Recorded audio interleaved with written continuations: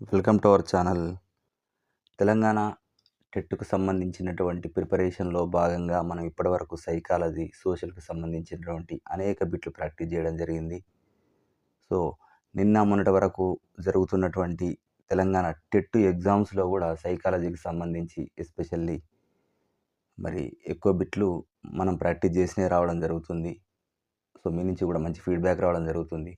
అయితే ఇప్పటివరకు మనం ఎక్కువగా కాన్సెప్ట్ బేస్డ్ క్వెషన్‌లే మనం ప్రాక్టీస్ చేయడం జరిగింది. ఎందుకంటే ముందుగా కాన్సెప్ట్ మనకు వచ్చినట్లయితే అప్లికేషన్ మెథడ్‌లో క్వెషన్ ఏ విధంగా ఇచ్చినా కూడా మనం ఆన్సర్ చేయొచ్చు. సో, మనం అన్ని చాప్టర్ల పైన, సిద్ధాంతాల పైన, సైకాలజీ లోపట అన్నింటిపైన మనం కాన్సెప్ట్ బేస్డ్ బిట్లు చేయడం జరిగింది. సో, వీటి ద్వారా మనకు ఒక అండర్‌స్టాండింగ్ అనేది వచ్చింది. మరి ఈరోజు ఎగ్జామినేషన్ పాయింట్ ఆఫ్ వ్యూలో అప్లికేషన్ మెథడ్‌లో కొంచెం క్వెషనింగ్ హార్డ్‌గా డిఫికల్ట్‌గా అడిగేటువంటి విధానాన్ని కూడా తీసుకొని ఈరోజు బిట్లు మరి తయారు చేయడం జరిగింది. సో, ఇవి మీకు తప్పకుండా ఉపయోగపడతాయి.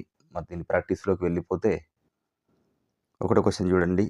ఇక్కడ మ్యాచ్ ద ఫాలోయింగ్ ఇచ్చిండు ఇక్కడ. Learning disabilities with their primary symptoms అన్నాడు ఇక్కడ. ఇది డిస్లెక్సియా, డిస్గ్రాఫియా, డిస్కాల్కులియా, డిస్ప్రాక్సియా అన్నాడు. దానికి సంబంధించినటువంటి ఎక్స్‌ప్లనేషను లిస్ట్ 2లో ఇవ్వడం జరిగింది. వీటిని జాయిన్ చేయమని అడుగుతుండు. సో, నిన్నటిదాకా మన కాన్సెప్ట్ బేస్‌లో ప్రాక్టీస్ చేసిన బిట్లు ఏదో ఒక దాని గురించి చేయడం జరిగింది. డిస్లెక్సియానో, డిస్గ్రాఫియానో అని. సో, ఈరోజు మరి అన్నీ తెలిసి జతపరచుడు అని అంటే డిఫికల్ట్ లెవెల్ పెరిగింది ఎగ్జామినేషన్‌లో. సో, గతంలో కూడా చాలా వరకు క్వెషన్‌లు ఇట్లే వచ్చినాయి. కానీ అన్నిటి ఇలాగే వస్తాయి అనుకోవద్దు. సో, మనం ఇంతకుముందు చెప్పుకున్నట్టే బ్లూ ప్రింట్ ప్రకారం అన్ని రకాల క్వెషన్‌లు ఉంటాయి. సో, క్వెషన్ పేపర్‌ను పూర్తిగా చివరిదాకా కంప్లీట్‌గా ఇది ఏది వదిలిపెట్టకుండా చేయడం అనేది చూసుకోండి అది. ఎందుకంటే చాలా ఈజీ కూడా చివర్లో ఉండొచ్చు. సో, ఇక్కడ తీసుకుంటే మరి ఆన్సర్ ఒక్కసారి వీటిని జాయిన్ చేసి చూడండి. రాయడంలో ఇబ్బంది, చాలక సమన్వయంలో ఇబ్బంది, చదవడంలో ఇబ్బంది, గణితంలో ఇబ్బంది. వీటిని మనం జతపరచాలి. సో, ఆన్సర్ కామెంట్ చేయండి. సో, ఇక్కడ answer is A. 1C, 2A, 3D, 4B. మరొకసారి వీటిని మనం జాయిన్ చేసుడు కూడా చూసినట్టయితే ఏమవుతుంది ఇక్కడ డిస్లెక్సియా అంటే చదవడం లోపట ఇబ్బంది, డిస్గ్రాఫియా అంటే రాయడం లోపట ఇబ్బంది, డిస్కాల్కులియా అంటే గణితం లోపట ఇబ్బంది, మరి డిస్ప్రాక్సియా అంటే మోటార్ స్కిల్స్ అంటే చాలక నైపుణ్యాల్లో లోపించడం అనేది జరుగుతుంది. సో, డిస్లెక్సియా అంటే ఇది చదవడం, డిస్గ్రాఫియా రాయడం, డిస్కాల్కులియా గణితం, డిస్ప్రాక్సియా అంటే చాలక సంబంధమైనటువంటిది. సో, ఇది సెకండ్ క్వెషన్ తీసుకుంటే which of the following is not A characteristics of A gifted learner? క్రింది వాటిలో ప్రజ్ఞావంతుడైనటువంటి అభ్యాసకుని యొక్క లక్షణం కానిది ఏది అంటుండే ఇక్కడ. కానిది అనేది నాట్ అనేది పక్కకు గుర్తుపెట్టుకోండి.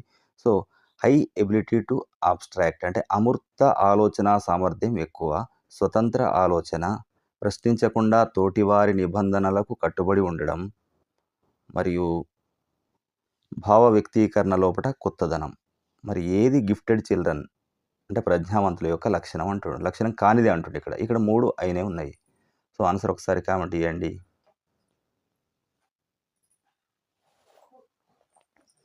సో, ఇక్కడ ఆన్సర్ తీసుకున్నట్టయితే మనం మరి ప్రజ్ఞావంతులకు అమూర్త ఆలోచన సామర్థ్యం ఎక్కువే ఉంటుంది.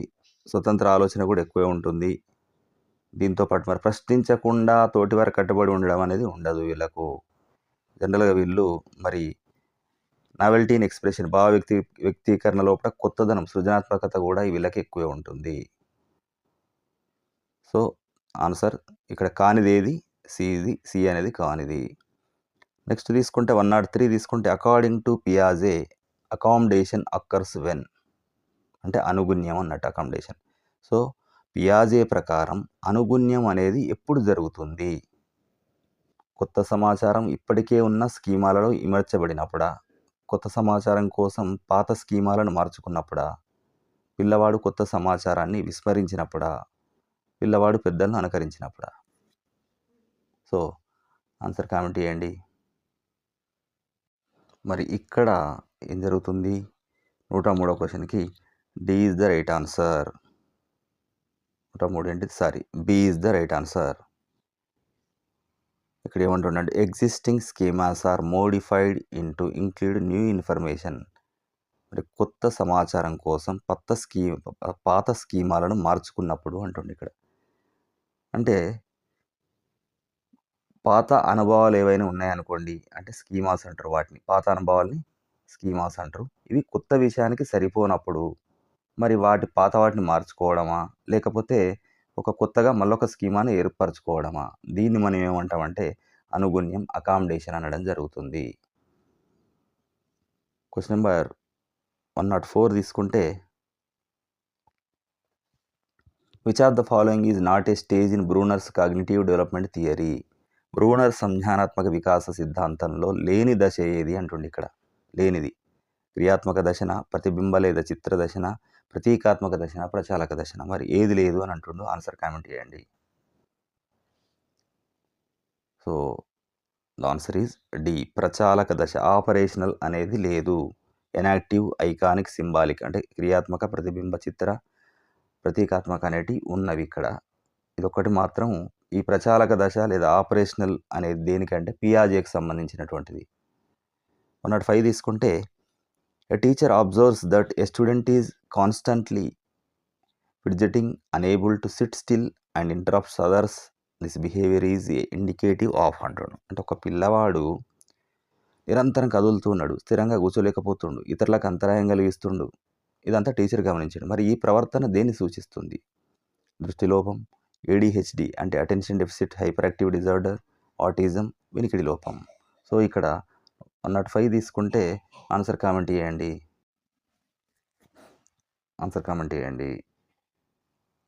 So answer is ADHD. ఇది ఆన్సర్ అవుతుంది. మరి ఎందుకు అంటే ఏడిహెచ్డి ఉన్నటువంటి పిల్లవాడు ఒక్కచోట కూర్చోలేడు, అతిగా కదులుతూ ఉంటాడు, ఏకాగ్రత లోపిస్తుంది. ఇవన్నీ లక్షణాలు ఏడిహెచ్డికి సంబంధించినటువంటి లక్షణాలే. 106 తీసుకుంటే match the psychologist with their definitions of intelligence అంటుంది ఇక్కడ. అంటే మనోవిజ్ఞాన శాస్త్రవేత్తల్ని వారి ప్రజ్ఞా నిర్వచనాలతో జతపరచండి. అంటే ప్రజ్ఞకు సంబంధించినటువంటి నిర్వచనాలు ఇవ్వడం జరిగింది. ఇక్కడ మరి శాస్త్రవేత్తల్ని ఇవ్వడం జరిగింది. So బినే, Wechsler, Terman. మరి కింద ఉన్నటువంటి ఆన్సర్లు ఒకసారి చూడండి. సో వీటిని జతపరచడానికి ట్రై చేయండి.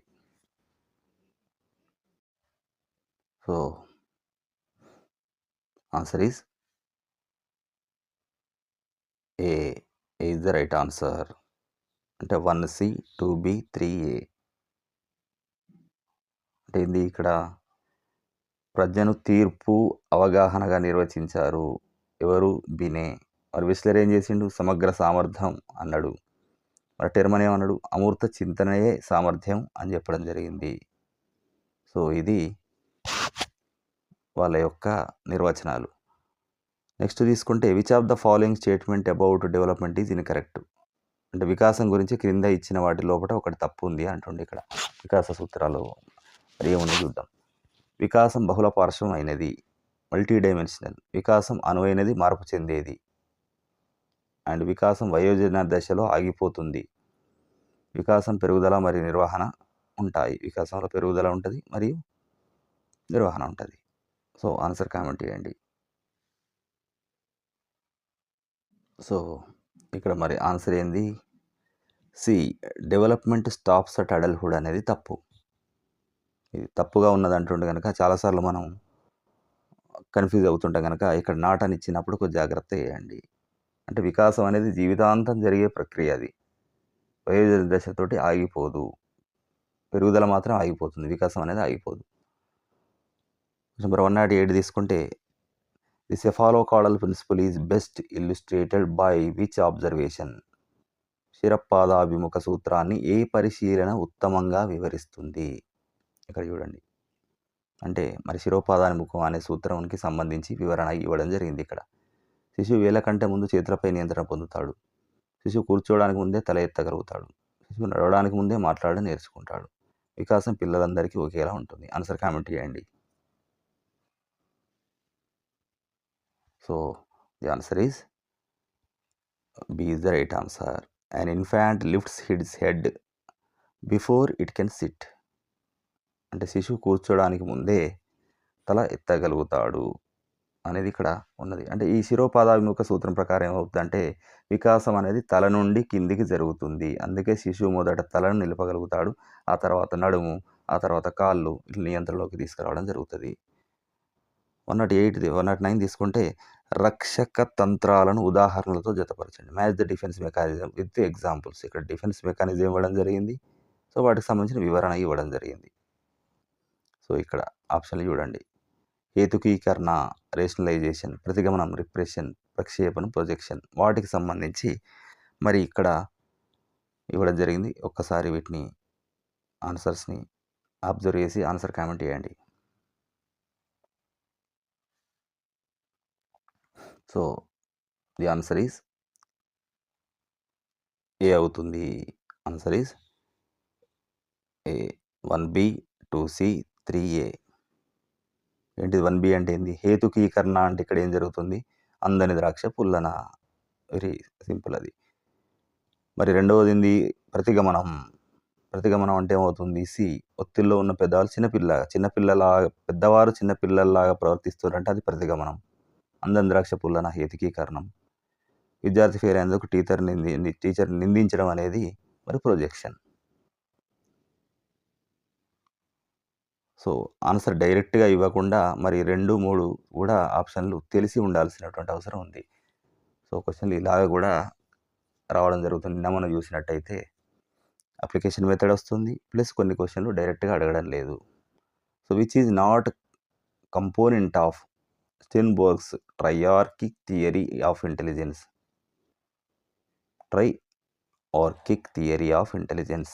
స్టెర్న్బెర్గ్ త్రిపక్ష సిద్ధాంతంలో భాగం కానిది ఏది అంటుండే ఇక్కడ. అంటే ఈ స్టెర్న్బెర్గ్కు సంబంధించింది కానిది ఏది అంటుండే ఇక్కడ. విశ్లేషణాత్మకత, సృజనాత్మకత, సందర్భోచిత ఆర్ ఆచరణాత్మక, ప్రాదేశిక ఆర్ దృశ్య. ఆన్సర్ కామెంట్ చేయండి. సో ఇది rare bit. So the D is the right answer. Spatial visual అంటే ప్రాదేశిక దృశ్య అనేది ఈయనకు సంబంధించినటువంటిది కాదు. మరి ఈ స్టెర్న్బెర్గ్ త్రిపక్ష సిద్ధాంతంలో ఒకటి ఏముంటుంది అంటే విశ్లేషణాత్మక ఉంటుంది, సృజనాత్మకత ఉంటుంది, ఆచరణాత్మక ఉంటుంది అనే 3 రకాలే ఉన్నాయి. మరి ప్రాదేశిక ప్రజ్ఞ అనేది ఎవరిది? ఇది గార్డనర్ది. 4th అనేది గార్డనర్కి సంబంధించినటువంటిది. 11th a child usually place alone but near other children with similar toys. This is called. ఒక పిల్లవాడు సాధారణంగా ఒంటరిగా ఆడుకుంటాడు, కానీ ఇతరుల దగ్గర ఆడుకుంటుంటాడు, కానీ అవే బొమ్మలతో ఆడుకుంటాడు. దీన్ని ఏమంటాడు? తనకు తాను ఒంటరిగా ఆడుకుంటాడు చూసుకుంటూ పక్కన. సో ఇది ఏకాంతర క్రీడ, సమాంతర క్రీడ, సహకార క్రీడ, సంసర్గ క్రీడ. సో ఇది ఏంది? The answer is B. B is the right answer. Parallel play అంటున్నాం. ఇక్కడ ఏం జరుగుతుంది? పిల్లలు ఒకటే చోటు ఉన్నారు, కానీ ఎవరి ఆట వాడే ఆడుకుంటుండు, తప్పితే కలిసి ఆడుకోవట్లేదు. దీన్ని ఏమంటారంటే సమాంతర క్రీడ అంటారు ఇది. ఓకే, ఎన్ఈపి ప్రకారం కూడా ఎన్ఈపి నుంచి, ఆర్టీఈ నుంచి, సిసి నుంచి అండ్ ఆర్పిడబ్ల్యూడి గురించి ఈ 4 నుంచి ఖచ్చితంగా ఒక 2 క్వశ్చన్లన్నా అడగడం జరుగుతుంది. సో వాటికి సంబంధించి సెపరేట్ మనం వీడియోలు ఉన్నాయి, తప్పకుండా చూడండి. ఖచ్చితంగా ఒక 4 చూస్తున్నాం అంటే 2 మార్కులు ఈజీగా వస్తాయి. సో ఇక్కడ under NEP 2020 the new curricular structure 5+3+3+4 replaces the old 10+2 system. The first 5 years are called. ఇక్కడ ఎన్ఈపి 2020 ప్రకారం పాత ఇప్పుడున్నటువంటి 10+2 స్థానం లోపల కొత్త విధానం తీసుకురావడం జరిగింది నేషనల్ ఎడ్యుకేషన్ పాలసీ లోపల. ఏది? 5+3+3+4. మరి ఇందులో ఫస్ట్ 5 అనేది ఉంది కదా, మరి అది ఏ దశ అంటుండే ఇక్కడ? సన్నాహక దశ, పునాది దశ, మధ్య దశ, మాధ్యమిక దశ. సన్నాహక దశ ఏదంటుండే ఇక్కడ చూడండి. ఆన్సర్ కామెంట్ చేయండి. సో ఇక్కడ B is the right answer. పునాది దశ, ఫౌండేషనల్ స్టేజ్ అంటారు. ఫస్ట్ 5 years ఏం చేస్తున్నారు? ఫౌండేషనల్ స్టేజ్ అంటారు. అంటే ఇక్కడ ఏం చేస్తుండ్రు అంటే 5 ఏళ్ళలో ఏం చేస్తారు? అంగన్వాడీ ప్లస్ 1వ తరగతి 2వ తరగతి కలిపి 5 ఏళ్ళు చెప్తున్నారు. అంటే దీన్ని పునాది దశ. అంగన్వాడీ ప్లస్ 1+2 అంటే 1వ తరగతి 2వ తరగతి అంగన్వాడీని కలిపి పునాది దశ. తర్వాత 3 ఏళ్ళేమో ఇది ఫస్ట్ అంగన్వాడీ ప్లస్ 1, 2 తరగతులు కలిపి 5 ఏళ్ళు దాన్ని పునాది దశ అంటుండు. సారీ, తర్వాత 3 ఏళ్ళేమో ప్రిపరేటరీ దశ అంటుర్రు. ఆ తర్వాత దాన్ని మిడిల్ దశ అంటుండు. చివరి దాన్నేమో సెకండరీ దశ అంటుండు. అంటే 4 ఇయర్స్ ఏదైతే ఉందో దాన్ని సెకండరీ లెవెల్ అంటుండు ఇక్కడ. నెక్స్ట్ క్వెషన్ తీసుకుంటే match the theories of motivation. మోటివేషన్‌కి సంబంధించిన ప్రేరణా సిద్ధాంతాలను జతపరచండి అంటుండు. మరి ప్రేరణా సిద్ధాంతాలు ఎవరెవరు ఉన్నాయి? అవసరాల క్రమానుగత శ్రేణి సిద్ధాంతం, హైరార్కీ ఆఫ్ నీడ్స్. తర్వాత సాధనా ప్రేరణ, అచీవ్‌మెంట్ మోటివేషన్, సహజాత సిద్ధాంతం, ఇన్‌స్టింక్ట్ థియరీ. ఇక్కడ మరి మెక్‌డొగల్, అబ్రహం మాస్లో, మెక్‌క్లెల్లాన్. చూద్దాం ఇక్కడ మరి ఆన్సర్ కామెంట్ చేయండి. So the answer is A 1B 2C 3A. 1B అవసరాల క్రమానుగత శ్రేణి ఎవరు? Abraham Maslow. దీని గురించి మన చాలాసార్లు వచ్చింది. ఓకే, తర్వాత 2C సాధనా ప్రేరణ అంటే ఎవరు? మెక్‌క్లెల్లాన్. తర్వాత 3A ఇన్‌స్టింక్ట్ థియరీ, సహజాత సిద్ధాంతం, ఏది? మెక్‌డొగల్. ఇది దీనికి సంబంధించినటువంటిది. సో ఇలా క్వశ్చన్లు ఇచ్చినప్పుడు మనకు కొంచెం లాజిక్గా ఆలోచించవచ్చు. 1 లేదా 2 తెలిసినాయి అనుకోర్రి, తర్వాత ఈజీగా మనం కనిపెట్టవచ్చు. ఎలిమినేషన్ మెథడ్లో కూడా చూసుకోవచ్చు. Which of the following is not a barrier to inclusive education. సమ్మిళిత విద్యకు అడ్డంకి కానిది ఏది అంటుండే ఇక్కడ. సమ్మిళిత విద్యకు అడ్డంకి కానిది ఏది? శిక్షణ పొందిన ఉపాధ్యాయుల కొరతన, కఠినమైన పాఠ్యక్రమమా, ఉపాధ్యాయుల సానుకూల వైఖరియ, మౌలిక సదుపాయాల లేమియా? సో ఆన్సర్ కామెంట్ చేయండి. సో ఇక్కడ ఏంటంటే నాట్ అంటుండు, అది గమనించండి. నాట్ అంటుండు కనుక ఇక్కడ 114 is the C is the right answer. అంటే పాజిటివ్ యాటిట్యూడ్ ఆఫ్ టీచర్స్. ఉపాధ్యాయులకు సానుకూల వైఖరి ఉండడం సమ్మిళిత విద్యకు బలం కానీ అడ్డంకి కాదు. మరి ఇక్కడ ఏమంటుండు? సమ్మిళిత విద్యకు అడ్డంకి కానిది ఏది అంటుండు ఇక్కడ. సో ఇక్కడ ఉన్నటువంటి 3 బ్యారియర్స్, ఇది మాత్రం బ్యారియర్ కాదు అన్నట్టు ఇక్కడ. తర్వాత out of sight, out of mind, no longer applies to a child who has achieved. కంటికి కనిపించింది లేనట్లే. మన కంటికి కనబడతలేదంటే అది లేనట్టే, కనిపిస్తుందంటే అది ఉన్నట్టు అనేది ఏది సాధించిన పిల్లాడికి ఇకపై వర్తించదు అంటుండే ఇక్కడ.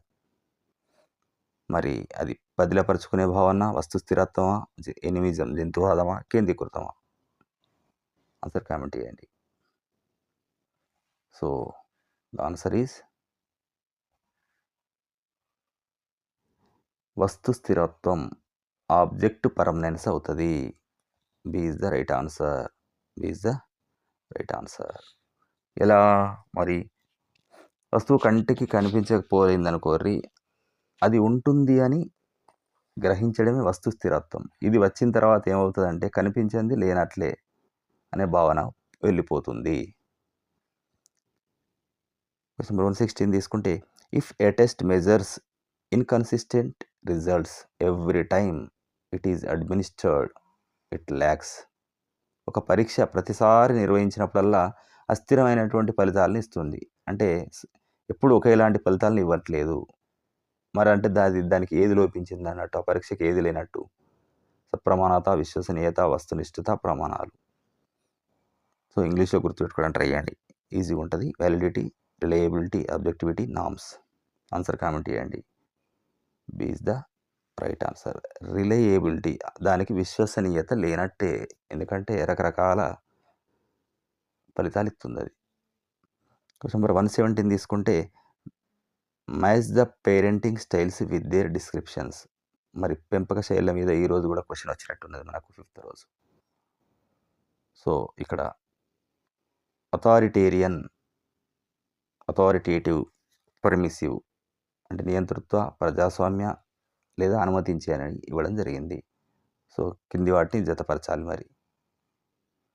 సో ఆన్సర్ కామెంట్ చేయండి. సో ఇక్కడ ఇది కూడా మరి ఈజీగా ఉండడానికి కొరకు పైనే ఇవ్వడం జరిగింది. ఎగ్జామ్లో ఇట్లా ఫస్ట్ ఏనే ఆప్షన్ ఇవ్వడం ఉండదు మనకి. ఇక్కడ ఎక్స్ప్లెనేషన్కు వెంటనే ఈజీగా ఉంటుందనే ఉద్దేశంతో ఇక్కడ ఇవ్వడం జరిగింది. సో ఏమవుతుంది ఇక్కడ 1B.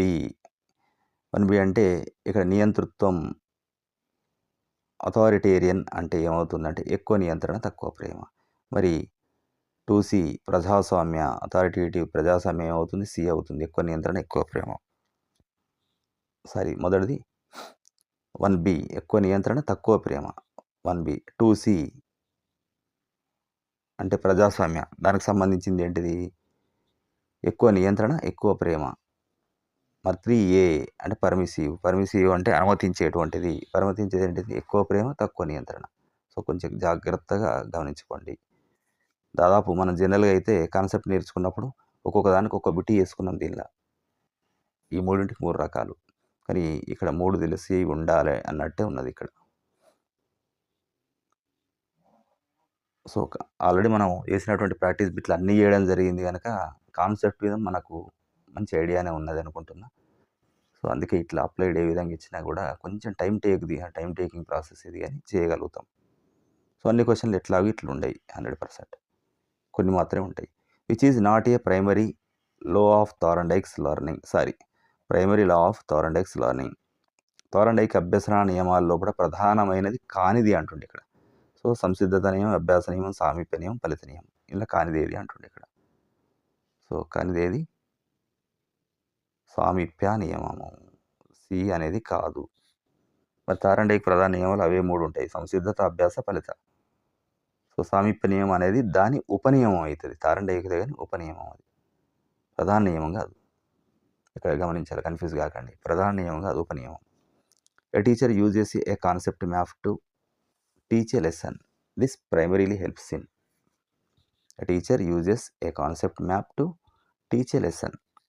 This primary helps in.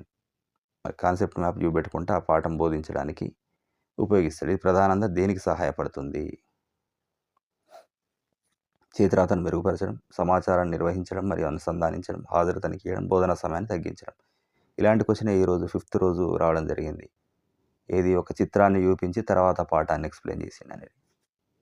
So ఇక్కడ ఆన్సర్ కామెంట్ చేయండి. So B is the right answer. Organising and connecting information అవుతుంది ఇది. సో ఇలాంటిది సేమ్ క్వశ్చన్ అన్నట్టు. దానికి ఏమవుతుంది? కాన్సెప్ట్ మ్యాప్ అనేది విషయాల మధ్య సంబంధాన్ని అర్థం చేసుకోవడానికి, సమాచారాన్ని చక్కగా అమర్చుకోవడానికి కూడా ఇది ఉపయోగపడడం జరుగుతుంది. 120 తీసుకుంటే match the personality types by Kretschmer వర్గీకరణకు సంబంధించి మరి ఇక్కడ మూర్తిమత్వ రకాలను ఇచ్చండి. ఇక్కడ చూడండి ఏం చేసింది ఇక్కడ. సో దీనిలో లిస్టు 1లో చూడండి, ఈ స్పెల్లింగ్ తప్పించినటువంటి పిక్నిక్ కాదు అది. పయనిక్, PYENIC, అది PYENIC, పయనిక్. ఓకే. నెక్స్ట్ లెప్టోసోమాటిక్. ఆ తర్వాత ఏం చేసిండు? అథ్లెటిక్. సో ఈ లెప్టోసోమాటిక్ని మనం ఏమంటామంటే యాస్థెటిక్ అని కూడా అంటాం, అంటే ప్రాంశుకాయులు. అథ్లెటిక్ అంటే క్రీడాకాయులు తెలుగులో. మరి పయనిక్ అంటే పీవరకాయులు. సో ఇక్కడ కింద ఉన్నటువంటి వాడిని బట్టి మరి ఆర్గనైజ్ చేయండి. సో ఇక్కడ మనం ఆన్సర్ ఫస్ట్లో పెడుతున్నాం కనుక ఈజీ ఉండడానికి, సో ఆన్సర్ పక్కన పెట్టేస్తున్నాను, కనబడకుండా వేస్తున్నా. సో ఏం జరుగుతుంది ఇక్కడ మరి పైనిక్ రకం వారు ఎట్లుంటారంటే పొట్టిగా, లావుగా, కలుపుగోలుగా ఉంటారు. పొట్టిగా, లావుగా, కలుపుగోలు అంటే 1B అవుతుంది. రెండవది ఏమవుతుంది? లెప్టోసోమాటిక్ వారు ఎట్లుంటారు? సన్నగా, పొడవుగా, మితభాషలుగా ఉంటారు. ఇది తర్వాతది నెక్స్ట్ ఇది. సో ఇక్కడ A is the right answer. 1B, 2C, 3A.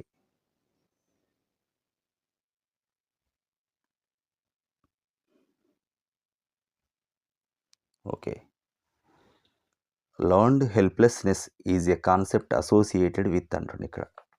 Learned helplessness is concept associated with. నేర్చుకున్న నిస్సహాయత అనే భావన ఎవరికి సంబంధించింది అంటుంది. నేర్చుకున్న నిస్సహాయత, ఇది మన బిట్లలో వచ్చింది. ఇది Pavlov, Martin Seligman, Skinner, Bandura. So answer comment చేయండి. The answer is B, Martin Seligman. Martin Seligman. ఏంటిది ఇక్కడ మరి ఈయన కుక్కల మీద చేసినటువంటి ప్రయోగం ద్వారా వరుస వైఫల్యాల వల్ల జీవి ప్రయత్నించడం మానేస్తుంది అని చెప్తుండు. వరుసగా ఫెయిల్యూర్స్ వచ్చినాయి అనుకోండి, ఇక ట్రై చేయడమే మానేస్తారు. సో నేర్చుకున్న నిస్సహాయత అని అంటారు దీన్ని. దీన్ని నిరూపించడం జరిగింది అని జాగ్రత్త పెట్టుకోండి. ఇది కొత్త బిట్ లాగా ఉంటుంది. ఇదివరకు వచ్చేది మన దాంట్లో కానీ రేరుగా వస్తుంది. Which of the following is not a tool for formative assessment. ఇది వచ్చింది. నిర్మాణాత్మక మూల్యాంకనానికి సాధనం కానిది ఏది అంటుండే ఇక్కడ. అసైన్మెంట్, క్విజ్, వార్షిక ఆర్ టర్మ్ పరీక్ష, సామూహిక చర్చ. ఆన్సర్ కామెంట్ చేయండి. So C is the right answer. కానిది అంటుండే కనుక. మరి ఫార్మేటివ్ అసెస్మెంట్, నిర్మాణాత్మక మూల్యాంకనానికి ఏం అసైన్మెంట్లు ఇచ్చుకోవచ్చు, క్విజులు ఇచ్చుకోవచ్చు, సామూహిక చర్చ చేస్తాం, ఇదంతా జరుగుతుంది. ఇది మాత్రం జరగదు. అంటే జనరల్ ఏం చేస్తుండ్రు 122 ఇది టర్మ్ ఎండ్ ఎగ్జామినేషన్ అంటారు. ఇది కాదు. విద్యా సంవత్సరం చివరిలో ఎంత నేర్చుకున్నాడో నిర్ణయించడానికి పెట్టేదాన్ని. కాబట్టి ఇది మరి ఏమంటారు, సమగ్ర మూల్యాంకనం లేదా సంకల మూల్యాంకనం అంటారు కనుక ఇది దీనికి సంబంధించింది కాదు. క్వశ్చన్ నెంబర్ 123 తీసుకుంటే, a child calls a zebra a horse with stripes. This is an example of అంటుండే ఇక్కడ. ఇది థర్డ్ రోజు ఇలాంటి క్వశ్చన్ అడిగినట్టున్నాడు ఇది. మరి ఒక పిల్లవాడు ఏం చేసిండు, జీబ్రాను చూసి చారల గుర్రం అని పిలుస్తాడు. ఇది దేనికి ఉదాహరణ? ఎగ్జాంపుల్ చేంజ్ ఉంది కానీ సేమ్ రిలేటెడ్ అడిగిండు థర్డ్ రోజు. అనుగుణ్యం, సంశీకరణం, వ్యవస్థీకరణ, సమతుల్యత. ఆన్సర్ కామెంట్ చేయండి.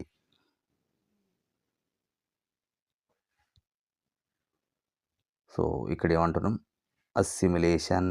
Answer is assimilation. B is the right answer. మరి ఏంటి, ఇంతకుముందు మనం ప్రీవియస్ క్వశ్చన్లో ఏం చూసినాం, మనం అకామిడేషన్ చూసినాం.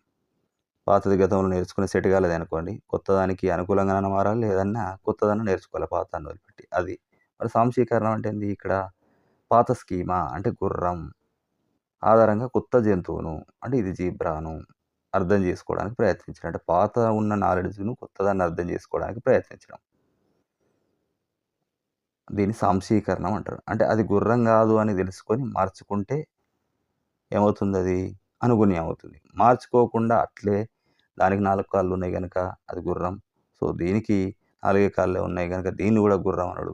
పాత నాలెడ్జ్ని బట్టి అయితేనేమో సాంశీకరణం అవుతుంది. లేదు అది గుర్రం కాదు అని తెలుసుకొని మార్చుకుంటే అది అనుగుణ్యం అవుతుంది. డిఫరెన్స్ జాగ్రత్తగా చూసుకోండి.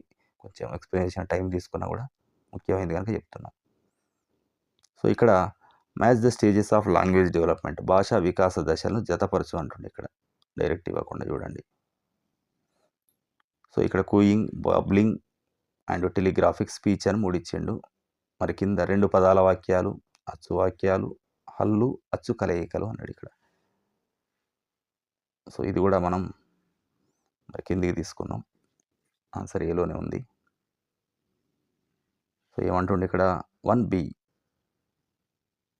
2C, 3A. కూయింగ్ అంటే ఆ ఊ శబ్దాలు ఇవి. బాబ్లింగ్ అంటే మా బా దా ఇట్లా. టెలిగ్రాఫిక్ స్పీచ్ అంటే ఎట్లుంటుంది, 2 పదాలతోటి మాట్లాడడం. ఉదాహరణకు అమ్మ రా. నెక్స్ట్ క్వశ్చన్ తీసుకుంటే మరి A is the right answer ఇది. క్వశ్చన్ నెంబర్ 125 తీసుకుంటే, which assessment focuses on identifying the gaps in learning. అభ్యసనలో లోపాలను గుర్తించడంపై దృష్టి సారించే మూల్యాంకనం ఏది? ఐడెంటిఫైయింగ్ ద గ్యాప్స్ను, లెర్నింగ్ లోపల ఉండే గ్యాప్స్ను ఇది గుర్తిస్తుంది. ఈ వాల్యుయేషన్ మూల్యాంకనం అది ఏది? మరి ప్లేస్మెంట్ మూల్యాంకనం, సమగ్ర మూల్యాంకనం, లోప నిర్ధారణ మూల్యాంకనం, సహజ సామర్థ్య పరీక్ష. సో 2 ఈజీగా ఎలిమినేట్ చేసే విధంగానే ఉన్నవి తిప్పి అడిగినప్పుడు కూడా. So C is the right answer. Diagnostic evaluation, లోప నిర్ధారణ మూల్యాంకనం. సో విద్యార్థికి ఎక్కడ అర్థం కాలేదు, మరి అభ్యాసం లోపల ఉన్నటువంటి గ్యాప్స్ ఏంటి, ఆ గ్యాప్స్కు కారణాలు ఏంటి అని తెలుసుకోవడానికి చేసేదే ఇది.